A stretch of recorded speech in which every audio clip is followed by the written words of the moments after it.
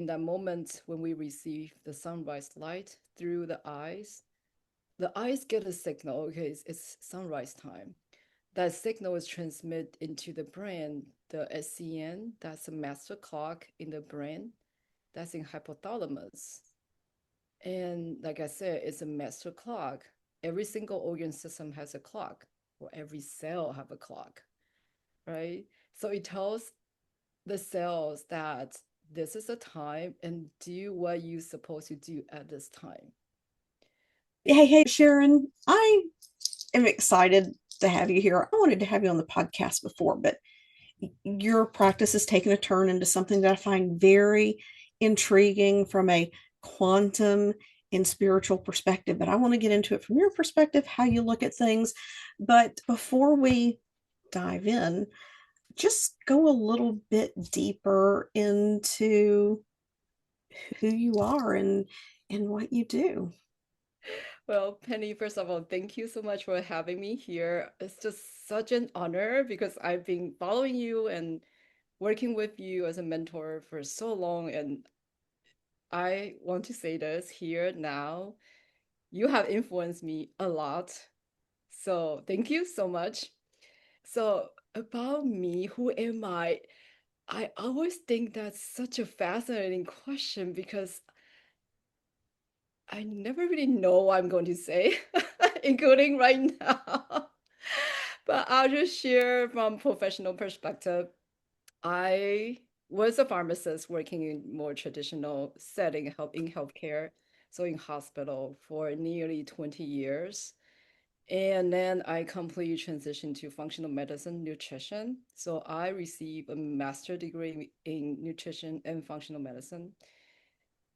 I don't even remember exactly when, but I think it was right before 2020, so 2019. And that's when I started to establish my functional medicine nutrition business. Since then, I know we're going to talk about this. So many things have changed. And that's who I am today. Just following my intuition and be scared and do things differently. I think that just sums up what I've been doing.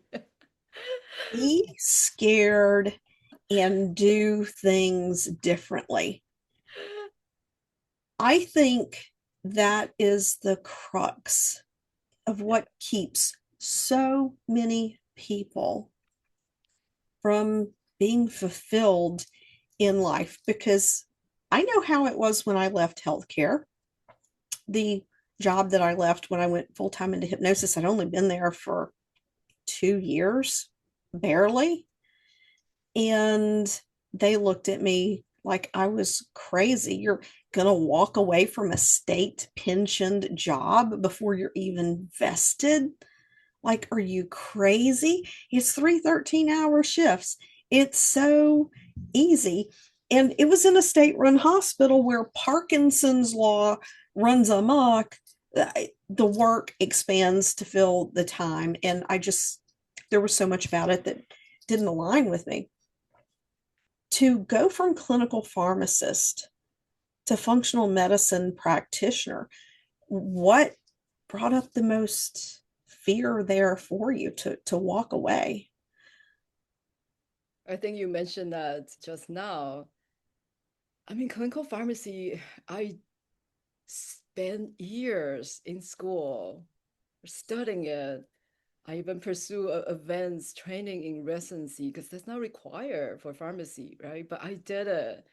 And then that was actually my dream job. That was my dream job. And I was doing so much in clinical pharmacy from helping the hospital. That was a long time ago, but we established many clinical pharmacy services. So at the hospital, pharmacists were not just counting pills. We are actually interacting with patients, and Yeah. I help with those services. So pharmacists can practice on top of their licenses. I won't go into that in detail, Yeah. but that's all what I was doing. So I was just building that clinical pharmacy services with my director at the time in the hospital. And I thought that was it. right? And actually I had to think about this too because I'm writing a book, but another story. Until one day my sister said that let's go climb Kilimanjaro. That's her dream. So I'm like, okay, I'll tag along. And throughout that journey, I keep hearing this voice. You have your own mountain to climb. Ooh, that's good. I'm like, where is this coming from? At that time, I didn't know anything about spirituality, nothing, nothing. I was just living my own thing in my own bubble, in my metrics. But the whole time, I just keep hearing this voice. And then I just thought I was delusional because you climb that high altitude, you become dehydrated, right? And it was so hard. The climbing was hard. Um, so I just thought, oh, it's just delusional. But I just remember the day, the summit day, and on the way to the peak, that voice came back. And we summited overnight. And it's just under like really starry sky, like the sky I never seen ever since that day. It was so beautiful. And throughout the climb, I was like, God, what is that voice? What does that mean? But anyway, I kind of just left there in Africa. It didn't really follow me back to the US, back to my work. Um, but honestly, I never really shared this with anybody. But throughout my pharmacy career, I always felt I was a misfit. Like I don't really belong, even though I was doing all these good things for patient care. But it's just that misfit feeling. Yeah. But then, Penny, when you're making all this good money, the luxury to travel anywhere, I could buy purses, like luxury purses, right? Yeah. Like Chanel and Louis Vuitton and Hermes. You can name them all. I have some of them. Um, but it's just a misfit. Like when I look under my white coat, like who am I? That was actually the question. Why do I have this misfit feelings? I remember I was in a coaching program and the coach would say, who are you? And it was a trick question, right? It comes down to what we identify with. And so many people reach this conflict. So how did you decide that, what step to take next around discovering who am I? Pregnancy. I got pregnant. Does it And for a lot of people? and I think it happened for a reason. Okay, my daughter's gonna hear this, but I didn't really want to have any children. And we couldn't get pregnant. And I was like, no IVF for me. My husband said, okay. But then after that, I got pregnant. So it's meant to be. But throughout pregnancy, I just started to experience these nausea and just very uncomfortable. Nothing severe, but very uncomfortable. And I was like literally popping Tums like candies. And then one night in the middle of the night, I was like, well, is that even safe for my baby? Yeah. And then I started Googling what else can I do? What food can I eat? I don't know why I picked food, but I think it goes back to my childhood story. That was the night I discovered functional medicine. And that was it. I went down the rabbit hole and just that night. Yeah, your soul said, okay, what's it gonna take for her to look somewhere else? Exactly. What's it gonna take? So there's this concept that everything that we experience in life, we entered into an agreement to Right. experience it. And when you think there are some people that there are some very tragic things that happen, you're like, nobody would choose that. Well, our higher self will choose the lesson. We've already chosen the lesson. It's like, okay, what else needs to happen? We need to get Sharon to climb her mountain. So where did it go from there? Is that what got you started on the path of getting your certification in Yeah. nutrition? Yes. I will share with my clients, like when you're under like hormone influences, don't make irrational decisions. I'm just joking. Um, but yes, I was, was pregnant. I decided to go back to school. So that was when I looked into degrees, so master degrees in nutrition and functional medicine. So I spent 4 years to complete that degree because I was working full time. I have a baby. Yeah. I mean, Yeah. I think a lot of people put expectations on themselves as to what it means, as to how long it takes. It was just right for you. Yeah. And then looking back, it was just perfect timing. I mean, it's the best timing I can ever have. Leading into, I remember I graduated, it's to 2019, and the following year, we all know what happened, right? The pandemic hit. Yeah. Now, were you still clinical when the pandemic hit, or had you transitioned out? I would have transitioned to working part-time, so more like not rounding on the floor with the doctors, but more working within the pharmacy department. But that was I already reduced my hours because I know that I want to spend more time with my child. So that's another story. It's about values, really. Touch on that about values, because when you when you were at the hospital, was part of the feeling like you were a misfit, was that values, or you just felt there was something more? So it started from feeling misfit. There's something more because from my interaction with the patients, like I just got this gut feeling like, yes, I talked to them about medications, but okay, pharmacists, I don't know about other pharmacists, but I rarely receive any thank you cards from patients because we are kind of behind the doors, right? But the two thank you card I ever got from patients are because I talked to them about how using music and acupuncture actually can help with pain management. And I know that is your expertise, but they never knew that's a possibilities. And the other thank you card I got was thank you for telling me how to adjust my dinner so I don't wake up in the middle of the night with hypoglycemia. And then that just got me like, okay, people are not craving subconsciously about medication. They want to know how they can get off medications. That's the message I'm getting. Yeah. And, unfortunately, society has been programmed to think they need something outside of themselves to heal themselves. We could talk about the healthcare setting forever. You and I have a lot of common Right. history there. I think you had mentioned at some point that it was the vaccine mandate that really kind of clarified things for you, that it was time to step away. Yes, that was the time. And the reason I mentioned about value, the misfit, is because that was actually the very, very first time. And this is going to sound so strange for people who never really hear the voice like I did on top of the mountain. People But listening to this have probably heard the voice, whether yeah, they realize it's okay. what they were So they hearing or not. the voice. But the voice I heard during that time was so loud I could not ignore it. With the vaccine. With the mandate, yes. With the mandate. It was so loud. Like it just always there, like on top of my head. Just what the message that do not ignore it because I already know the answer. When the policy comes up to mandate that, I already know what to do. Like in my core, I knew what to do. But it's this logic mind of you walk away with a secure job with a pay that's at least that's coming, right?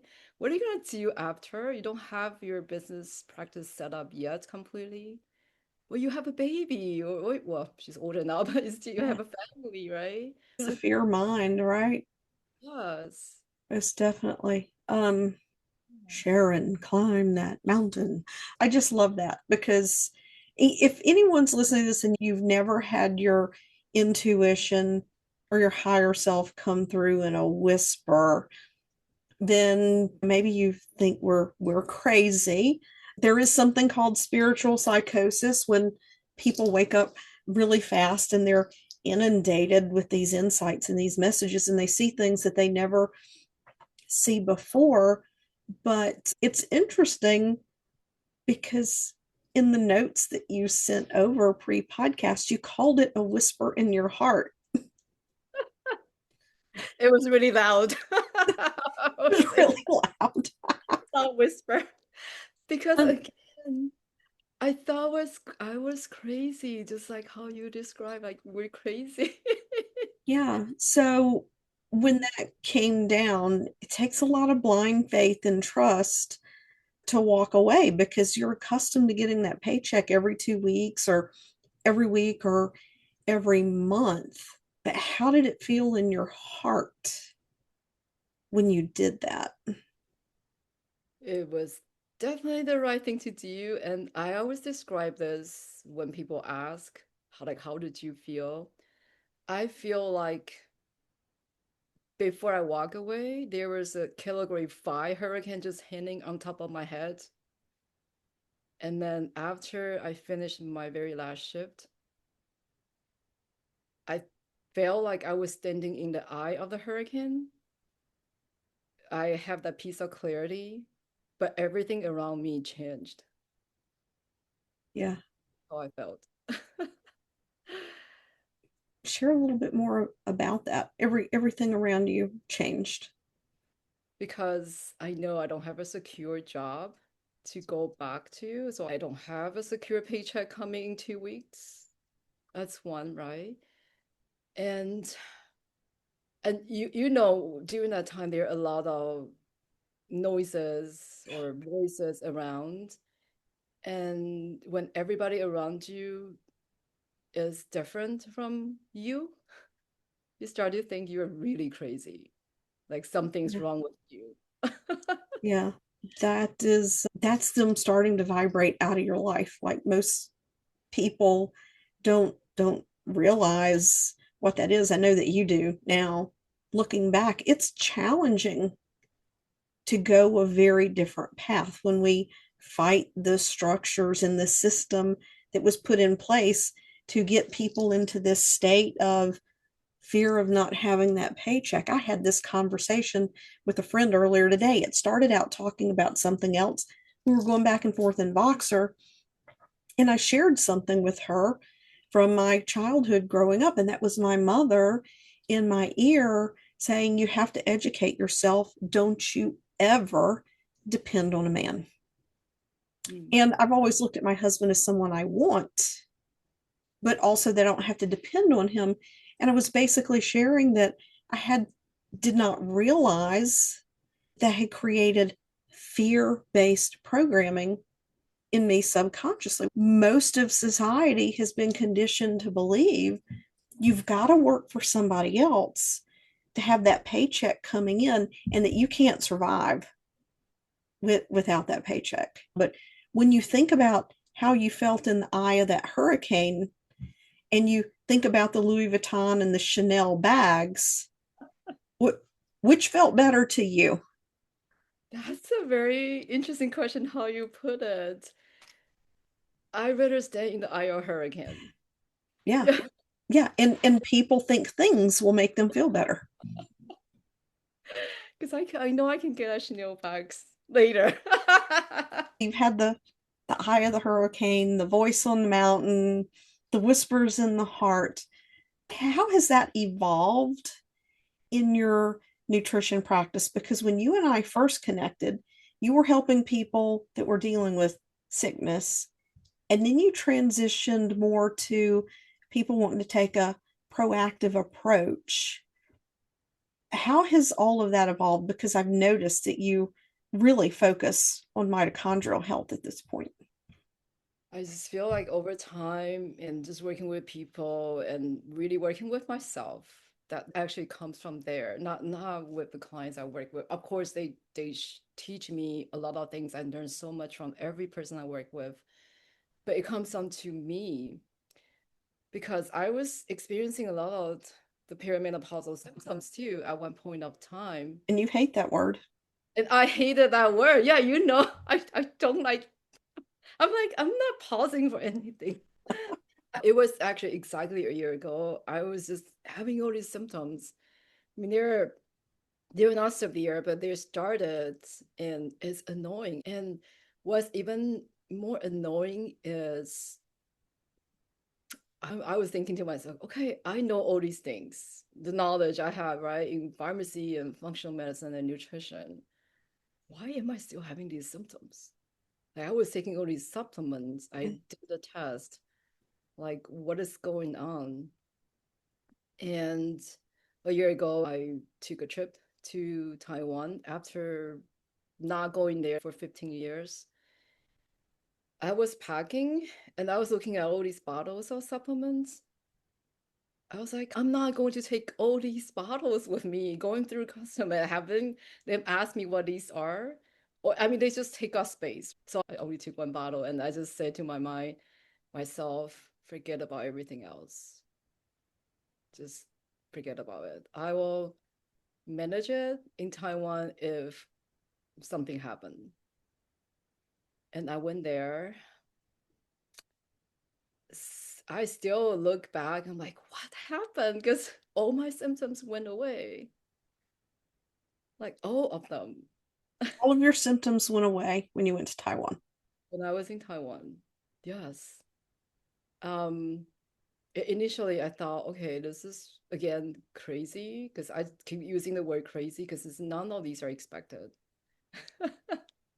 Or conventional, logical in my mind.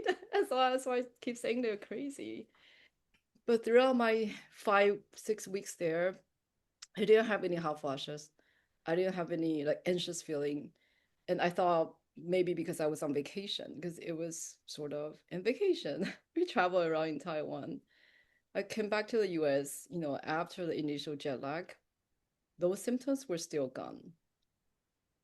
And I just started to ask this question, how did I get well? And that's when I found mitochondria medicine or mitochondrial wellness, however you want to call it. And specifically, it's the circadian rhythm, the light. Because I started to think about, well, what was different there that's different that I didn't have here. And because I know you, I'm sure you have heard it too, like a lot of people travel abroad and their symptoms are gone. Right. Looking back, I realized at that time that we did a lot of outdoor. We were outdoor a lot. We're hiking, we're in the mountains, we're in the like by the oceans. We're away from like a lot of artificial light. I was not on the computer 24/7. I think that was a major difference. So I came back. I'm like, okay, is there any science behind that? And that's how I found out how lights shape our health. Yeah, this is the first time I've made this connection. I'm very rapidly realizing how much I remembered before I realized what I was doing was remembering, and you know what I'm talking about. But when I went into anesthesia, my biggest concern about going into anesthesia was being in rooms without windows with no access to light Mm-hmm. and not knowing if it's sunrise or sunset. Mm-hmm. Because in Connecticut, you go 2 months. If you work in an OR, there's at least 2 months where you don't see the light of day. If you work in a traditional OR, and so now it's coming to me that that was part of me remembering how important sunlight is. So share with everybody a little bit about the importance of light because I've recently read about how blue light, and my blue light glasses are sitting over here, not on my face, naughty me, how blue light actually disrupts our rhythm and our metabolism. So I've been searching for incandescent light bulbs to put back in my house and getting rid of the LEDs. I did that too. Of course, I want to preface this with I don't want to create fear, but Yeah. we are all living under the influence of light. That includes sunlight and artificial light. And when we're talking about blue light, I also want to make a differentiation. It is the artificial blue light that we are like I'm referring to here. So the artificial blue light from the computer devices, from the Mhm. phone, the screens, really. So how I usually describe to my client is the moment you wake up, you look at your phone, check your emails, the phone is very intense in artificial blue light, that is a signal informing your brain that it's noon in summer. That it's noon in the middle of summer. Of the summer. Interesting. Okay, I got you. It's a mismatch, right? Because you just wake up in the morning. It's not it's not noon time, and it might not be the summer. Yeah. So for people who might say, big deal, can you explain what the link is between the brain registering noontime and metabolic health? So blue light energize people. We get energy. Blue light provide that energy for us. And blue light, intense blue light, increase cortisol. So that is the relationship or the connection between light and metabolism. So in the morning, before we even get the sunlight, the body is already thinking, oh, it's new. I need to make all these cortisol surge and wake you up. What what would normally happen under optimum conditions if you allowed gradual light coming through the window to wake you up? What's our optimum state there? So around sunrise time, this is why I always, recommend my clients to do go get sunrise. And when we look at the spectrum of light around sunrise versus noon time, the spectrum of light is very different in terms of the blue light intensity. I'll just use blue light as an example. So think about that the last sunrise you see. It's very soft, it's very soothing. It's kind of orange red color, right? So orange and red color provide a soothing feeling. And at sunrise, it has just enough intensity of blue light that inform your body this is the beginning of the day. And as the day goes by, the intensity of blue light will increase. So think about, okay, it's noontime, it's bright outside, right? It's energizing because the blue light intensity is higher. There's more blue light in the solar noon. And then as the day goes by, the blue intensity will reduce and think about sunset. So that's more red, more orange colored light at sunset time. Yeah. There was someone I was listening to that recommended to really not eat your last meal of the day after sunset. So, is that affecting digestion? Yes. And I'll go back to the morning because every single function, this is what I come to realize, every single function, every cellular function mechanism that's happening in our body is under influence of light. So in that moment when we receive the sunrise light through the eyes get a signal, okay, it's sunrise time. That signal is transmitted into the brain, the SCN, that's a master clock in the brain, that's in hypothalamus. And like I said, it's a master clock. What does it do? It tells the rest of the clocks. Every single organ system has a clock, or every cell have a clock, right? So it tells the cells that this is the time and do what you're supposed to do at this time. So going back to digestion, think about like I usually ask to think about nature. Like, do we eat at night? Not typically. Like go back to like few hundred years ago, right? Yeah. That'll be the time you want to sleep and rest. That's not the time to hunt for food. So normally, naturally, the digestive function is reduced at nighttime. Naturally, we're talking about stomach acid, digestive enzyme versus daytime. There's a difference. So yeah, eating late at night when your digestive system is not performing at the peak, then that's going to affect how you digest food. That's going to affect how you sleep. Yeah, where I heard that it was in the context of your brain being able to set in motion healing when you're sleeping. And when I used to work with weight loss clients, I don't anymore, but I would talk to them about sleep because you have to have somewhere between what, 5 and 6 hours of sleep for your leptin levels to replenish. Isn't that correct? Yeah.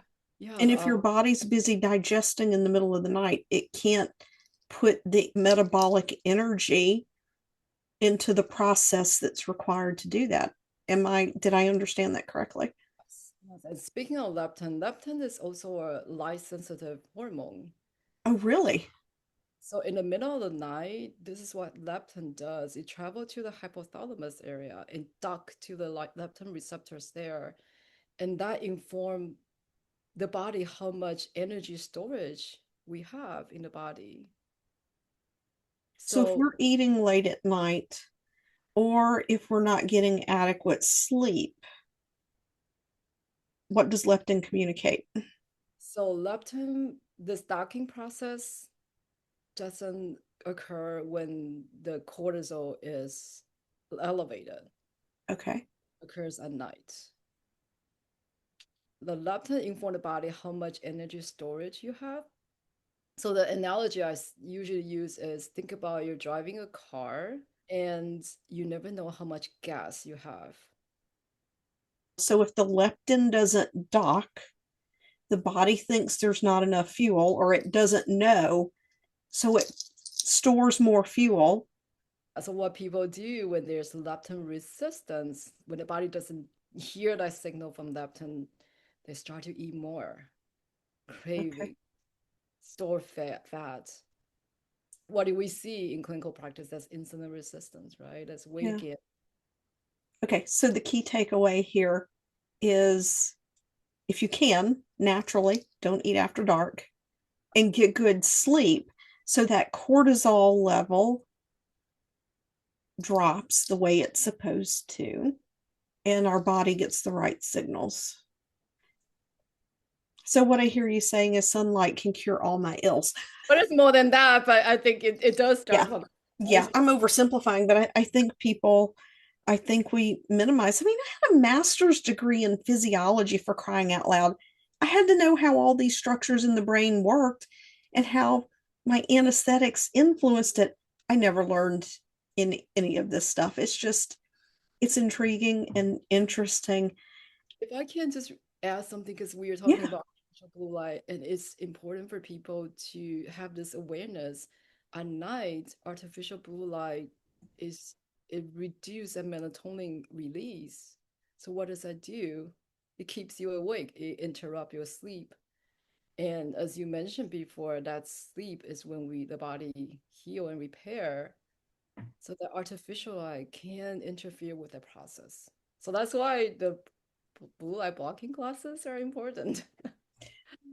If you had one takeaway that you could share with someone that they could go and they could start doing it in their life today after listening to this that would improve their overall health, well-being, and even their spiritual connection, what would that be?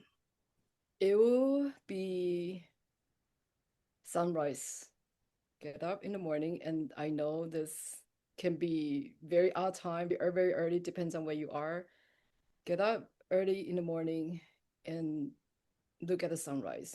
And when I say look at the sunrise, because I know that not everybody has a luxury, I don't either, to look at sunrise from the ocean, but just go out or before you touch your devices, go outside, just look towards the east sky and just enjoy that moment. Yeah. And I had the chance to actually see sunrise from ocean last week. And here's where I was just, wow, that's just magical. And I just feel like that's a moment I was very connected with the higher power. From the outside looking in, I saw you change last year And it wasn't until recently that you shared with me just the alignment that took place. It's amazing that by doing less, and when I say doing less, I mean putting supplements in your body, you weren't working, you were just out in nature and having genuine connection and just being, and things shifted. And I know so many of you listening to this podcast, you're like, yeah, but she's got a business and she can decide when she wants to take off and she traveled.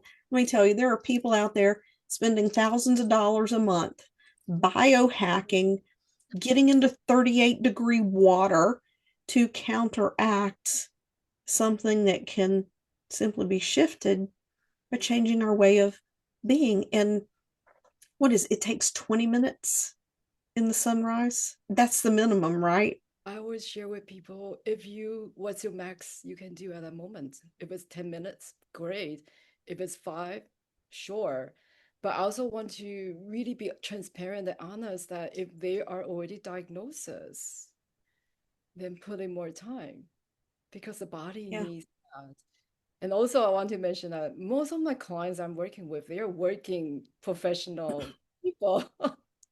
yeah, They do is they bring nature into their home. Like I have someone who have never done this. She said she's never enjoyed her backyard in the last 10 years as much as last month. And she started to beautiful. buy more flowers, planting in the backyard, create a nature in your environment. You don't have to travel to like extravagant Yeah, places. you don't have to. And the other thing is, anytime we're saying no to ourselves, we're saying yes to something else. And whatever that something else is that you're saying yes to, are you just telling yourself you have to do it? Or is it really critical to your safety, your security, or whatever? Because we can convince ourselves that a lot of the things that we say yes to are necessary when they're really, really not. I loved being able to have this chat. Do you have a resource or something that you would like to share with everyone that they could get to know more about you and what you're doing? Yes, I do have a mini guidebook, and that I wrote that for someone who has already tried all the diet, the supplements, and I wrote that based on my experiences that we just chatted here, like the missing components to feeling better. I have a All right. guidebook. I can share that with everyone. Yeah, we'll have the link for that in the show notes for everyone. I know you're on Facebook. Are you on Instagram as well? I am on Instagram and I have a new account. I just announced here. I'll share the link. Okay. Awesome. Awesome. And I know I've seen you over on LinkedIn once in a while. Thank you so much for coming. I appreciate you sharing. And it would have been very easy for the two of us with a clinical background to get really in the weeds here. And we've both made our effort not to, but if you all can just take a moment and understand how everything is connected, everything serves a purpose, and things aren't separate. And when we're having to supplement ourselves, that means we need to take a look and say, where am I not getting something naturally? What's missing in this pathway that I have to supplement something else somewhere down the line? So Sharon, thank you very much for coming to share with everyone. Thank you so much. I appreciate it. All right. Bye, everybody.